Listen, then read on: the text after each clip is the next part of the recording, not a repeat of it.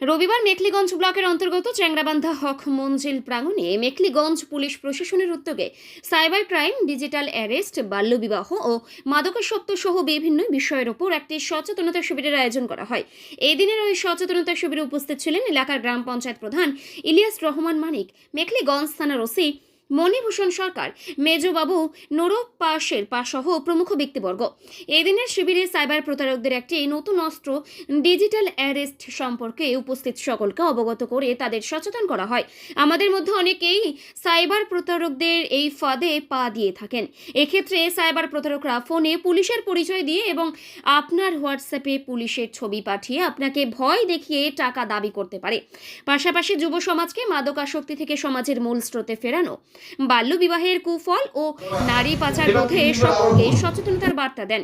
এই দিনের সচেতনতা শিবির সম্পর্কে স্থানীয় গ্রাম পঞ্চায়েত প্রধান ইলিয়াস রহমান মানিক জানান, বর্তমান দিন যেভাবে বিভিন্ন ক্রাইম সংগঠিত হচ্ছে তাতে মেখলিগঞ্জ থানার পুলিশ প্রশাসনের উদ্যোগে এরকম শিবিরের আয়োজন সাধারণ মানুষকে বেশি করে সচেতন করে তুলবে বলে আমি মনে করি।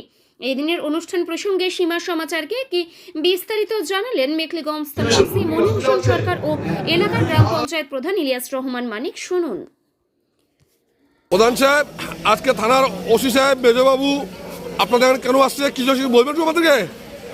মেজবাবু বড়বাবু এখানে আসছেন, একটা অ্যাওয়ারনেস প্রোগ্রাম করলেন এখানে গ্রামের লোকজনকে নিয়ে সচেতনা শিবির, মানে যেটা মানুষকে বার্তা দিলে মানুষ কীভাবে চিজ হচ্ছে হচ্ছে এই বার্তা দিলে যাতে পাড়ায় পাড়ায় মানুষকে বোঝানো হয়, মানুষ যেন এগুলোর সম্মুখীন না হয়। তো এই অনুষ্ঠান কি কথা বলছে বড়বাবু? বড়বাবু কি বললো?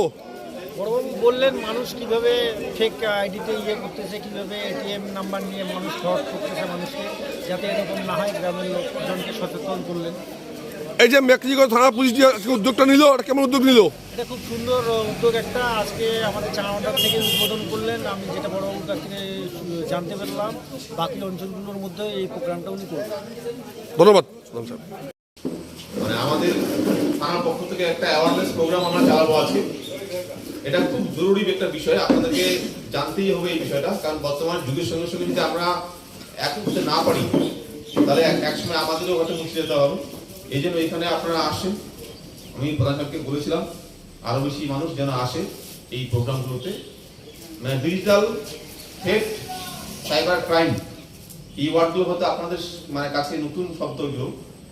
Cyber crime, digital theft, digital arrest, এই যে বিষয়গুলো এখন দিন দিন বাড়ছে, তো এইগুলো সম্বন্ধে আপনাদের আরো বেশি অ্যাওয়ারনেস সচেতন হতে হবে। আপনারা বাড়িতে গিয়ে কিন্তু এই বিষয়গুলো আপনাদের পাশের বাড়ি হোক বা আপনাদের যারা পরিচিত তাদেরকে বোঝাবেন বা আপনাদের ছেলেমেয়েদের বোঝাবেন বিষয়গুলো।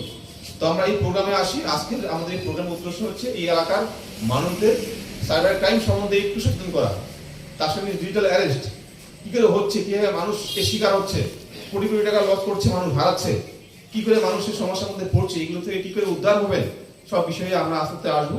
আমি প্রথমে সংক্ষেপে আমি বলতে বলবো, আমাদের মেজবাবু আছে ওনাকে বলতে বলছি, পরে আমি লাস্ট থেকে বলছি আরো ডিটেলসে।